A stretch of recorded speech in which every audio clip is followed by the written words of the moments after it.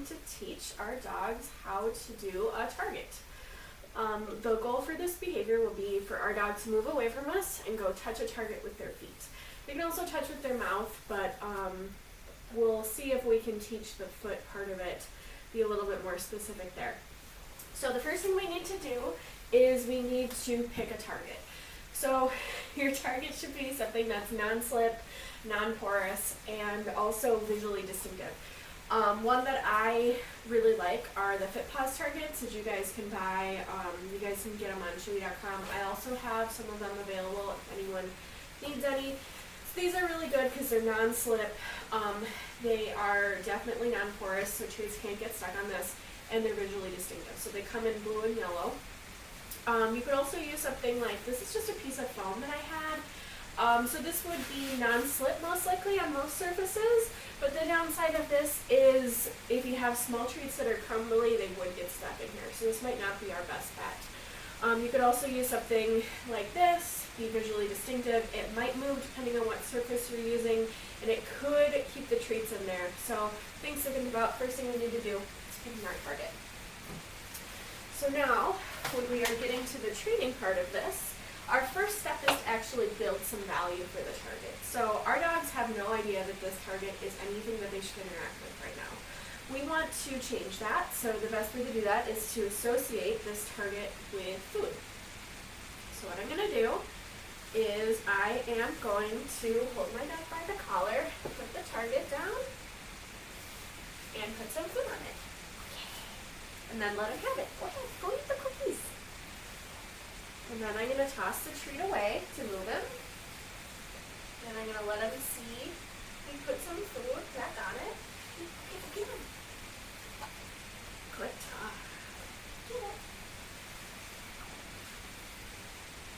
Get it. Okay, go, go, go.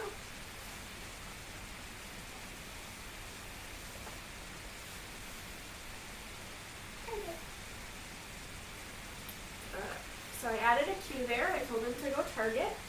This time, what I'm going to do is I'm going to pretend to put food down. Target. Good boy. And as he walks over there, I'm going to put the food down. So once I've built some value for this, I'm going to see if he can start taking some initiative and going on his own. This building initiative step is really important to actually get some independent part of this behavior. I really want my dog to go on his own. Ready? Ready? Target. Yes. So I'm holding him back. I'm getting him a little bit excited.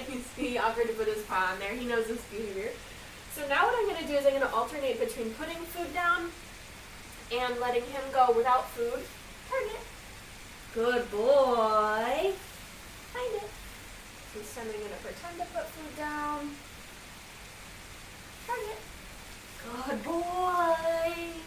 Very good. One thing you want to do is you want to vary where the target is. Target. Good boy. Find it. I'm going to throw my treats all different places so he comes at it from different angles. Ready? Ready? Target. My treat kind of bounced off of that there. Not a big deal. That happens. All right. Let's see if we can do some more fun stuff. Huh, Bruno? Ready? Ready? Target. Yes.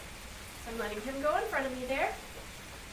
You can call your dog back to you if you want in between. Target. Yes. Come, come, come. So this is where you can really work your dog, is that running back and forth. Ready? Target. Yay, good boy. Come on, come on, come on. Let me see if I can build some more distance. Just gonna rearrange some of that stuff here.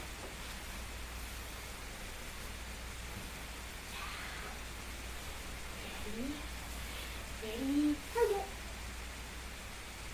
Yay, good boy. Come, come, come.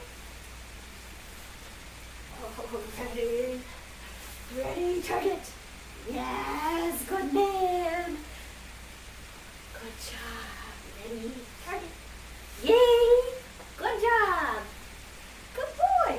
So you can see how now he's starting to move there on his own, I could add more and more distance, and I can really get him moving by having him run back and forth. As your dog gets more advanced with this, you can put this farther and farther and farther away.